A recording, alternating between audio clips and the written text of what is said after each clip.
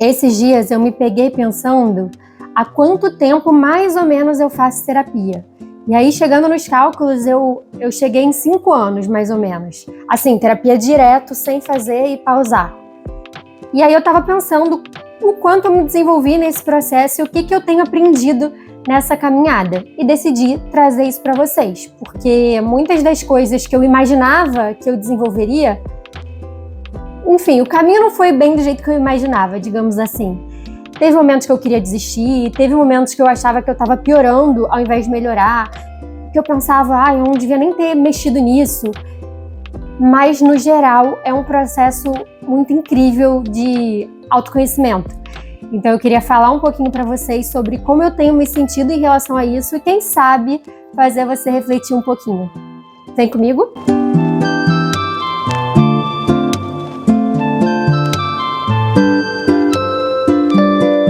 É engraçado que, se a gente for parar para pensar, 5 anos não é tanto tempo assim. O tempo de vida de uma pessoa é bem o iniciozinho da caminhada. Então, é bem possível que eu esteja ainda nesse iniciozinho da caminhada. Mas, mesmo assim, acho que 5 anos já é um processinho, né? Que já me faz ter tido alguns insights, alguns aprendizados que possam ser interessantes na jornada de outras pessoas, como foi na minha. O primeiro ponto, assim, que eu queria destacar é que no início eu não queria fazer terapia. Eu já tinha pensado várias vezes em fazer terapia, já tinha escutado pessoas me falando que terapia era bom, mas eu tinha um certo medo de fazer terapia. Eu acho que dentro da nossa cabeça a gente sempre acha que a gente é bem mais caótico e lunático do que de fato a gente é. E eu tinha medo de ir na terapia, de realmente falar as coisas que eu pensava, de realmente mergulhar a fundo nas coisas e acabar tendo uma chancela que de fato eu era louca e ter que sair internada e ter que sair com uma camisa de força. E na maioria das vezes, acho que nenhuma vez, na verdade, né, isso vai acontecer. Você não vai sair primeiro dia de terapia para um hospital psiquiátrico, por exemplo. E até a minha noção do que era um hospital psiquiátrico já mudou demais por experiências da vida, pela minha experiência agora também enquanto aluna de psicologia. Então, enfim, esse é o primeiro ponto que eu queria destacar para vocês. Eu não queria fazer terapia no início. E isso era uma coisa que me consumia, porque um lado meu queria, mas o outro lado ficava muito com o pé atrás. Acho que algum de vocês já pode ter se sentido assim, ou se sente assim hoje. Quer fazer, mas tem um medinho de fazer e ver o que vai acontecer a partir daí, né? Porque você vai mexer em coisas internas que talvez comecem a doer, ou você vai entender melhor sobre você, e talvez sejam coisas que você não gostaria de saber. Pelo menos no início você pensa, eu não gostaria de saber, mas depois, quando você sabe, é importante também a gente se conhecer o melhor possível. Então, acho que esse é o primeiro ponto. Eu não tinha muito interesse em fazer, e aí por que eu comecei a fazer de fato? Eu comecei a fazer numa época que eu já era adulta, já estava bem encaminhada, assim, profissionalmente, já estava com a cabeça mais ou menos estabilizada dentro das coisas que eu acreditava que deveriam estar, mas eu tinha já dúvidas e questionamentos sobre ter ou não ter déficit de atenção e hiperatividade. Tinham muitos sinais que eu ouvia, né? Tava numa época que todo mundo tava falando disso e eu ficava, acho que eu tenho isso, acho que eu tenho isso. Mas eu também não queria dizer que eu tinha sem fazer um laudo. Então, primeiro eu fui em busca desse laudo. E aí, quando eu peguei esse laudo, de fato, eu tenho, né, o laudo de TDAH, de déficit de atenção e hiperatividade, do tipo combinado, que é quando tem a desatenção e a hiperatividade, você pode ter só um dos dois. E no meu caso, deu num nível grave, por conta dos testes que fizeram e tal, inclusive eu tive que entrar com medicação. E aí foi um processo muito louco, porque primeiro que eu achei muito interessante descobrir isso sobre mim, descobrir que eu já tinha conquistado tantas coisas, mesmo tendo um diagnóstico não tão favorável, ainda mais quando você vê o nível, né, que eu tinha. Mas achei interessante, falei, legal, quero então aprender a lidar com isso melhor. E aí eu fui fazer terapia cognitivo-comportamental, né, encontrei um terapeuta que eu me identifiquei, porque esse já é o primeiro ponto que eu queria falar para vocês. No início, eu acreditava muito que eu tinha que escolher a abordagem certa de psicologia, porque existem várias abordagens. Existe a psicanálise, existe a Gestalt, existe terapia cognitivo-comportamental, existe, enfim, milhares de formas de fazer terapia. Não existe só uma fechada. E eu achava assim, eu já tinha tentado fazer terapia em outro momento e não tinha gostado. E aí fui poucas sessões e saí. Então eu pensava, poxa, eu não gostei porque essa outra terapeuta era de psicanálise. Eu sou uma pessoa mais objetiva e mais prática, logo eu preciso fazer terapia cognitivo-comportamental, que me dizem que é uma terapia mais prática, mais objetiva. Então eu fui primeiro para terapia cognitivo-comportamental acreditando que essa seria a minha abordagem, digamos assim, enquanto paciente. E depois desse processo longo aí, para mim longo, né, de 5 anos de terapia, mas que também é pequeno, né, enfim, você depende de por qual ângulo você está enxergando. Mas enfim, depois desses 5 anos de terapia, eu descobri que muito mais importante do que a abordagem que você vai escolher é o vínculo que você vai criar com o seu terapeuta. Não adianta nada você amar a abordagem se você não conseguir criar vínculo com o seu terapeuta. Se você não consegue criar vínculo, você não consegue se abrir de verdade na terapia, você não vai conseguir falar as coisas que você sente, que você precisa falar, você não vai conseguir criar os insights que deveriam ser criados, porque você está desconfortável, está pensando o que essa pessoa talvez vá pensar de você. Então, na terapia é muito importante esse processo de vínculo, assim como é na pedagogia, né? Eu que fiz pedagogia, trabalhei durante muitos anos com criança, também é o ponto para mim chave da pedagogia, é o vínculo. E na relação terapeuta-paciente, para mim também, o processo primeiro, assim, para você conseguir fazer uma boa terapia é você conseguir estabelecer um bom vínculo com o seu terapeuta. E um bom vínculo não significa que você vai virar a melhor amiga do seu terapeuta. Mas, pelo menos para mim, eu preciso ter uma admiração, eu preciso achar essa pessoa inteligente, eu preciso sentir que ela me instiga de uma certa forma. Vai ter momentos que eu vou estar amando esse terapeuta no sentido de, caramba, como essa pessoa é genial, como ela me traz coisas super importantes. E vai ter momentos que eu vou ficar, não concordo, eu vou ficar com raiva desse terapeuta. E, tipo, que absurdo, como que ele pôde dizer isso, sabe?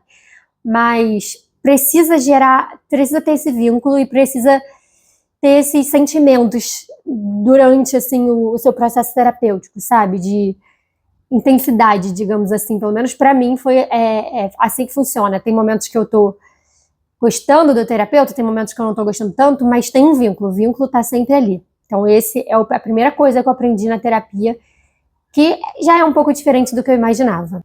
A terapia só funciona se você conseguir baixar sua guarda. Por isso que é tão importante o vínculo.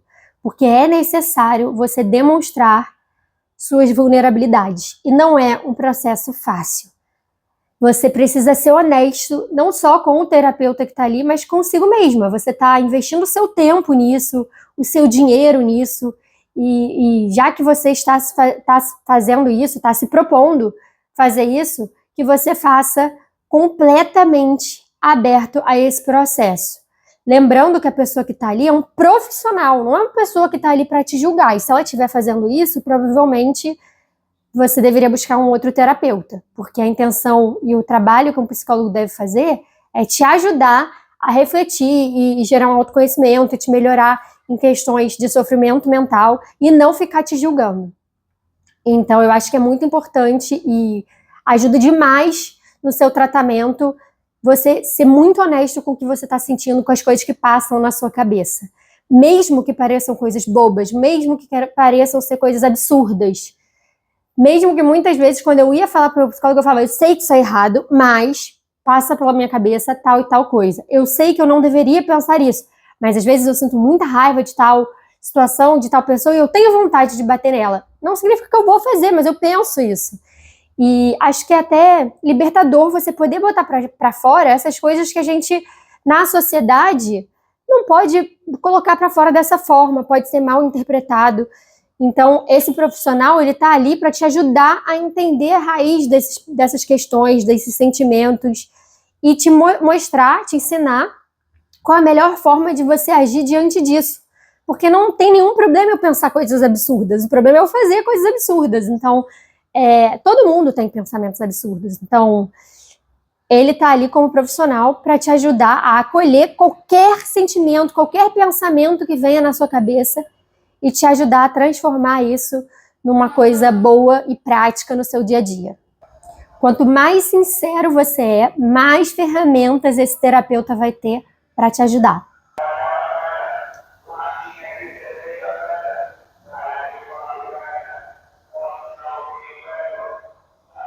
Às vezes você acha que tá indo super bem na terapia e que resolveu o ponto-chave ali dos seus problemas.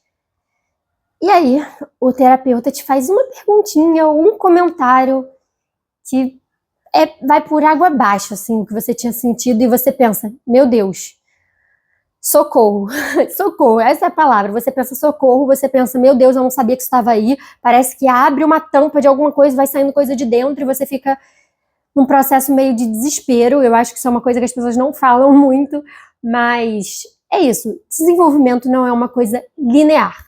Então vão ter momentos altos, vão ter momentos baixos, vão ter momentos mais lineares, mas não é linear sempre. Então é assim, né? Um vai e vem. E às vezes a gente tem muita certeza de, tipo, é isso aqui que eu tenho que tratar. E aí, quando eu tratar isso, todo o resto vai resolver. Mas aí você descobre, com um comentáriozinho, uma perguntazinha, que tinha uma parada lá dentro que você estava guardando, sem nem saber que estava guardando às vezes, e que, caramba, isso dói, isso machuca. Por isso que estava escondido, provavelmente, por isso que estava ali no seu inconsciente, mas isso te faz gerar muitos comportamentos inadequados, digamos assim, né? Comportamentos extremos, em situações que você nem entende por que você está reagindo daquela forma. Então, é isso. Às vezes acontece isso, de você achar que está indo super bem e aí você cai e se assusta com esse processo e fica até com uma vontade de parar, assim, a terapia, de falar, cara, por que eu fui mexer nisso, entendeu? Por que eu vim parar aqui? Minha vida estava melhor antes de saber dessa situação ou de chegar nesse lugar. Eu não estava pronta. Às vezes dá, assim, essa sensação e dá um desespero. Mas é como se tivessem pegado um copo de água e chacoalhado. Então, é como se tivessem pegado aqui a garrafa e feito assim. Então, por mais que a água fique ali movimentando por um tempo, uma hora ou outra ela vai se estabilizar e o mar vai ficando mais calmo de novo. E tá tudo bem, faz parte desse processo de se conhecer, de autoconhecimento mesmo. Outra coisa que eu aprendi, existe uma coisa chamada fenômeno da extinção. Quem estuda sobre comportamento aprende isso bastante cedo até. Que o que significa isso? É igual uma criança. A criança está acostumada a, enfim, receber acolhimento toda vez que ela chora. Só que você sente que essa criança está ficando muito mimada e qualquer coisinha ela tá chorando para conseguir ganhar esse colo, esse acolhimento. E aí você pensa, não quero mais fortalecer esse comportamento nela, não quero mais que ela continue fazendo isso, acho que ela está muito manhosa, enfim. Gostaria que ela me procurasse só quando de fato coisas difíceis acontecessem com ela e não com qualquer coisinha. Então, primeiro você vai pensar, como que eu vou extinguir esse comportamento? Então, para você extinguir, você vai ter que parar de fazer o que você fazia antes com essa criança, ou seja, parar de acolher em qualquer situação que ela chore e acolher só nos momentos que você considera que são relevantes ali, que são importantes ela receber esse acolhimento. Só que o que acontece? A criança já estava acostumada, toda vez que desse um A, você pegar no colo, você abraçar, você acolher. Então, o que vai acontecer? Primeira vez que ela fizer esse A e você não acolher logo de cara, o comportamento dela não vai melhorar e ela não vai parar. Ela vai primeiro piorar para depois melhorar. Porque ela vai pensar, mesmo que não seja um pensamento assim formulado certinho, né, quando é muito pequeno, mas alguma coisa dentro dela vai pensar, poxa, essa pessoa sempre me dava carinho quando eu chorava. O que aconteceu agora que ela não tá me dando? Será que eu não tô chorando o suficiente? E aí vai chorar mais para tentar de novo esse acolhimento, esse abraço, para só depois conseguir ser extinto. O que acontece? Muitas vezes nesse processo de piora para depois melhorar, a gente já para nesse processo, porque fica, meu Deus, não, eu deixei a criança desesperada, não quero ela nesse sofrimento, e aí você acolhe. Só que aí piora, porque aí ela entende que se ela chorar um pouco e você não acolher, se ela chorar mais, você vai acolher. Então ela pode ficar com um comportamento até pior. E isso não acontece só com criança, isso acontece também com nós adultos. Então, por exemplo, às vezes você tá começando um relacionamento com alguém, tá naquela coisa de tipo, todo dia vocês querem se falar, você ama conversar com essa pessoa, você ama contar sobre o seu dia, de perguntar sobre o dia dela. Todos os dias vocês se falam. Um dia, do nada, essa pessoa para de te responder.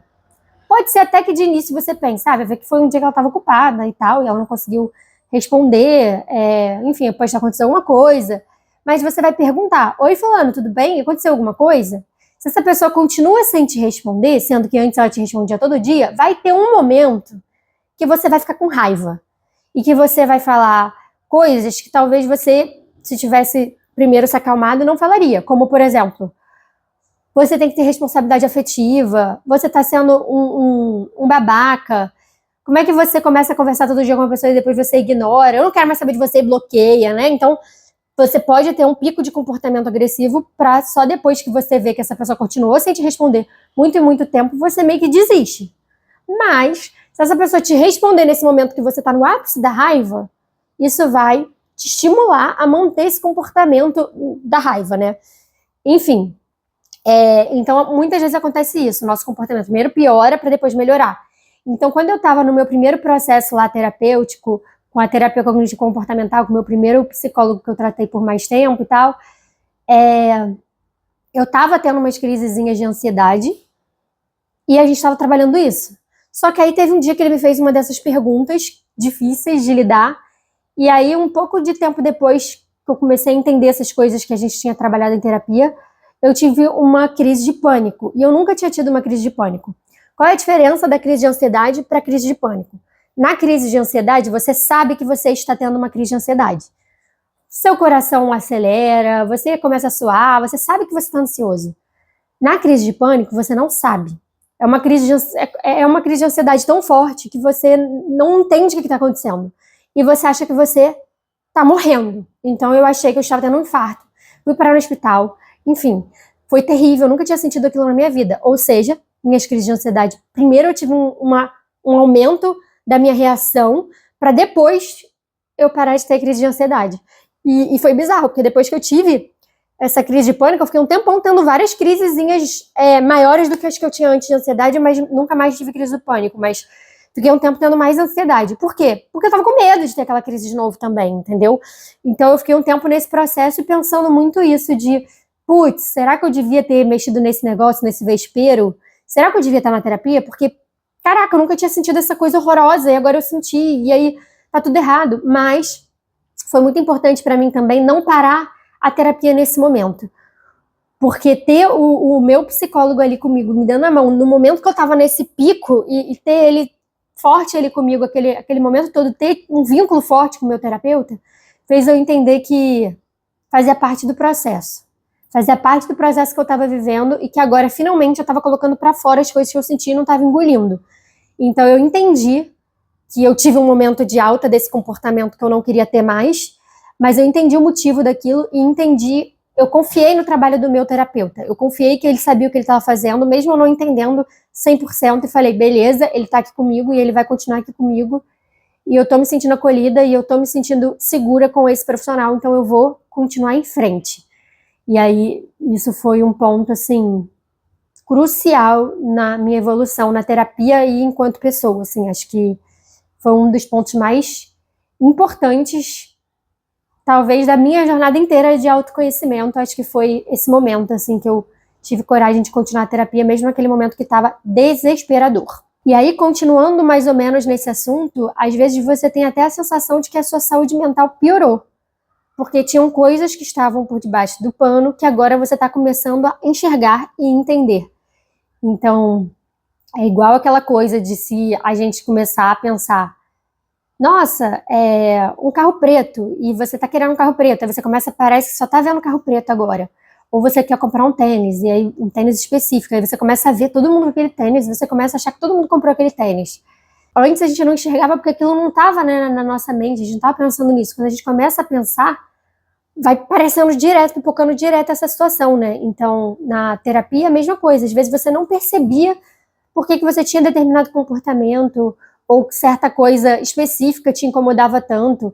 E aí, quando isso sai debaixo do tapete, você começa a ver isso sempre e você fica, putz, ai, piorei, tô piorando com essa terapia ao invés de melhorar. Então, você não tá piorando, isso faz parte também do seu processo de crescimento e aprendizagem no processo terapêutico. Como qualquer processo de organização, primeiro, muitas vezes a gente vai ter que desorganizar mais para depois arrumar melhor.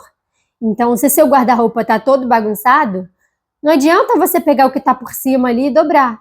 muitas vezes você vai ter que tirar tudo de dentro para você limpar, né?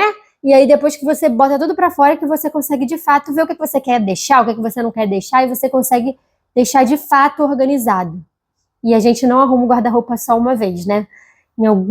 De tempos em tempos a gente tem que arrumar, porque vai virar uma bagunça de novo. Na terapia a mesma coisa. Como eu falei, a vida não é linear, a vida não é igual todos os dias. A gente vai surgir problemas novos, vai surgir questões novas para serem trabalhadas. E de vez em quando você vai precisar tirar tudo, limpar, para depois reorganizar de uma melhor forma. E tá tudo bem. Você não tá indo para trás, você não tá piorando nesse processo, nem fazendo errado a terapia por causa disso. Aprender sobre si mesmo é um processo de aprendizado como qualquer outro. E parece óbvio eu falando isso aqui agora, mas não é tão óbvio assim. Porque a gente fica nessa coisa de tipo, quem me conhece mais do que eu? Trazendo esse processo de aprendizado, vai ter dia que você vai sair da terapia com a sensação de que você não entendeu nada. Às vezes o terapeuta traz uma coisa ali, ele traz um raciocínio ali dele que você vai falar, não tô entendendo nada. E muitas vezes a minha terapeuta atual faz isso. Ela para a sessão nessa hora e fala, vamos ficar por aqui. Vou deixar você refletir. Para bem nesse momento que eu falo que eu não tô entendendo nada. E uma parte de mim acha engraçado, que fica com a sensação de, haha, engraçadinha, nem você sabe explicar. Mas uma outra parte de mim, a maior parte, entende que ela sabe muito bem o que ela tá fazendo e por que ela encerrou naquele momento. Eu que preciso realmente ruminar aquilo dentro de mim para sair alguma coisa muito legal depois, e tem que ser por conta própria, sabe? Tem que ser. A gente tem o nosso processo e o psicólogo também não pode estar ali querendo adiantar o tempo todo o seu processo. É igual eu trabalho com criança. Eu vou fazer muitas vezes no canal exemplos de coisas com criança, porque realmente tem muita coisa parecida. Se a criança te perguntar assim, mamãe, da onde vêm os bebês? Você vai começar dando informações bem pequenininhas e não a informação totalitária, porque muitas vezes ela não está preparada para essa informação total. Então você vai falar, os bebês vêm da barriga da mamãe. Às vezes só essa resposta já vai ser suficiente e ela vai te falar, tá, e pronto, vai sair, você não vai precisar responder nada mais íntimo. Mas dependendo da idade dessa criança, do nível de conhecimento que ela tem, ela pode falar, mas como que entra dentro? Então, assim, você vai dando pequenas informações e vai vendo como é que essa criança vai receber. Porque é isso, pode ser que ela receba como, tá, beleza, e vai embora. E pode ser que ela fique mais curiosa e queira saber um pouco mais. Porque aí significa que ela já está pronta para aprender um pouco mais. Então, no processo terapêutico, a mesma coisa. Vai ter momentos que você vai sentir, não entendi nada, mas a terapeuta vai ter esse feeling de que, tipo, se ela não entendeu, talvez não seja o momento de eu falar. Vamos deixar, vamos ver se vai surgir alguma coisa daí ou não. Ou se na outra sessão ela já vai chegar com outro tema completamente diferente. Então, acho que isso também foi uma coisa que eu aprendi em terapia e que é muito bom para mim, principalmente porque eu sou uma pessoa ansiosa. Então, e também sou uma pessoa bem mandona, sabe? Que gosta de liderar, de tomar as decisões por mim, muitas vezes pelos outros. Então, é interessante também me ver nesse lugar que outra pessoa tá comandando esse barco, sabe? Às vezes eu tô lá querendo falar, explica mais. E a pessoa, não, agora não é o momento, não vou explicar. Fica aí. Sente a maré. E aí eu tenho que sentir a maré. Enfim, isso foi outro aprendizado aí que eu achei importante nesses 5 anos. Em determinado momento do processo terapêutico, você começa a perceber os seus próprios padrões. E isso é muito interessante, porque aí você começa, às vezes, estar ali numa situação e você vai sentir raiva, e aí você pensa, opa, peraí, por que eu tô sentindo raiva? Porque de novo eu me senti dessa forma, então você vai para uma outra linha ali e você consegue reduzir esse comportamento padrão que você tinha antes. Isso é muito interessante. Atualmente, eu estou num processo terapêutico bem diferente do que o que eu tinha anos atrás. Até porque mudou a abordagem e mudou a pessoa que me atende agora. E isso é uma coisa muito interessante. É importante, mas isso é uma vivência minha, você trocar de terapeuta às vezes. Assim, eu não tive muitos terapeutas durante muito tempo. Essa é a minha segunda terapeuta nesses 5 anos de terapia constante. Mas, apesar de ainda gostar muito do meu terapeuta, ter um carinho enorme por ele, saber o quanto que a gente avançou juntos em determinado momento, eu senti que ele não estava conseguindo me acompanhar em certas coisas. E apesar de eu gostar muito dele e admirar muito ele, eu senti que o nosso processo terapêutico tinha encerrado. E isso é uma coisa muito dolorida, porque você às vezes quer manter aquela pessoa porque você de fato gosta dela, criou um vínculo com ela, acha ela super importante, mas tá tudo bem você trocar de terapeuta e de abordagem e de tudo. E o psicólogo tá pronto para isso também. É trabalho dele isso também. Claro, ele é um ser humano, pode ser que ele fique chateado, pode ser que ele te pergunte, pode ser que ele entenda que ainda precisa fazer um trabalho um pouco mais profundo com você, mas às vezes é necessário, mesmo você gostando muito do seu terapeuta, você encerrar o trabalho com ele e começar com outra pessoa. Por que eu digo isso? O meu terapeuta, para mim, vou falar como foi a minha experiência. O meu terapeuta, ele era da abordagem de terapia cognitivo-comportamental, e aí era aquela coisa muito prática, muito objetiva, e era assim que eu estava precisando naquele momento. E foi, assim, um divisor de águas na minha vida. Mas em determinado momento, assim, da terapia, a gente já tinha resolvido as coisas mais imediatas, e eu poderia continuar com ele, mesmo ele sendo terapeuta cognitivo-comportamental, não tem problema continuar nessa abordagem quando não é mais uma coisa tão imediata. Mas algumas coisas começaram a esbarrar em mim, em como ele se expressava, em como ele falava.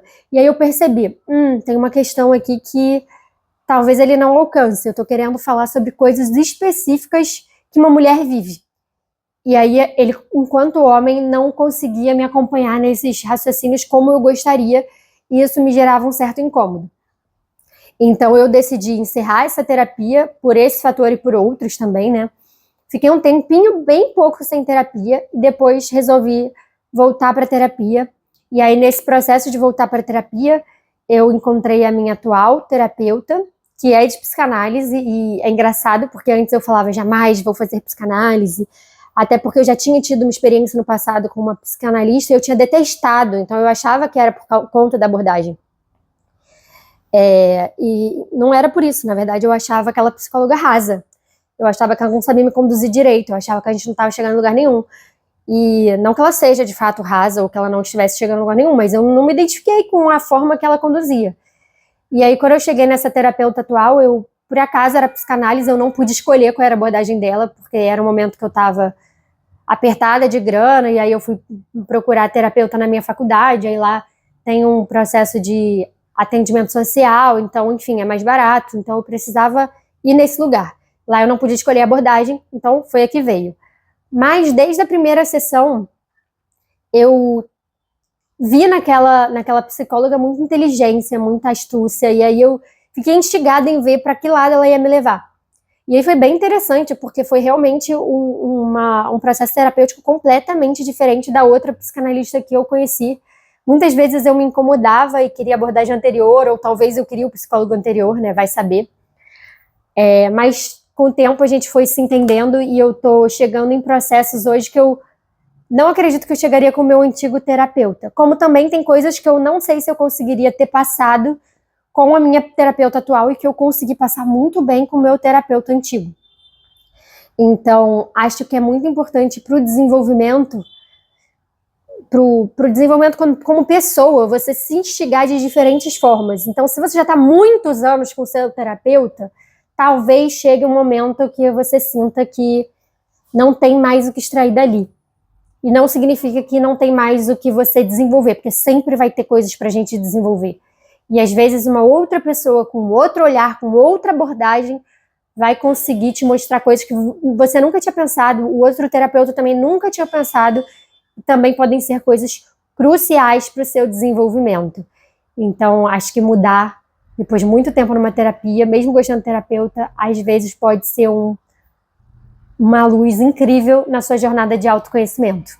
Agora, na minha terapeuta atual, como eu falei para vocês, ela é de psicanálise e ela traz muito reflexão sobre as palavras que eu escolho usar, os termos que eu escolho me referir, os exemplos que eu escolho. E aí isso é uma coisa muito interessante, porque é um processo completamente diferente do que o meu antigo terapeuta fazia. E no início eu achava até um pouco bobo, para ser sincera, mas hoje eu percebi o quanto, de fato, o meu inconsciente tem coisas para acrescentar e as escolhas que eu faço não são tão aleatórias assim. E aí eu aprendi uma coisa que é muito específica dessa terapeuta e dessa terapia que eu estou atualmente. Às vezes é importante você falar a coisa mais aleatória que vem na sua cabeça no meio da terapia, porque a maioria das vezes ela vai fazer algum sentido com o que você está verbalizando ali, com o que você está trazendo. Pode parecer a coisa mais aleatória do mundo, mas na hora que você falar, ou a sua terapeuta pode trazer algum insight que vai te fazer entender por que você trouxe aquilo, ou até mesmo você, quando começar a verbalizar, vai entender por que aquilo não era tão aleatório assim. Então, hoje em dia eu me permito mais deixar fluir com qualquer coisa que eu pense. Então, eu posso estar falando sobre a minha relação com o meu irmão. E aí, de repente, do nada, me veio a lembrança de um desenho animado que eu gostava muito de assistir na infância. E parece que não tem a menor conexão com o que eu estou falando. Mas aí, conforme eu vou verbalizando e falando um pouco mais sobre esse desenho, geralmente eu chego a algum ponto bem interessante. Então, isso é um outro aprendizado que eu tive, e esse foi o mais recente. E é isso, galera. Bom, eu espero que vocês tenham gostado dessa temática, dessas reflexões que eu trouxe, que tenha te ajudado a refletir aí sobre a sua vida em algum ponto, que seja útil para você. Se você gostou e está aqui até agora, não se esquece de dar like, compartilhar, para que esse conteúdo alcance mais pessoas. E para finalizar, eu queria agradecer a quem está aqui. A gente ainda é um canal bem pequenininho, mas eu fiquei muito feliz que essa semana eu estava com 20 inscritos. Eu sei que para muita gente isso não é nada, mas para mim é muito incrível pensar que tem 20 pessoas me parando o dia delas para me escutar e para muitas vezes fazer uma troca aqui, fazer um comentário.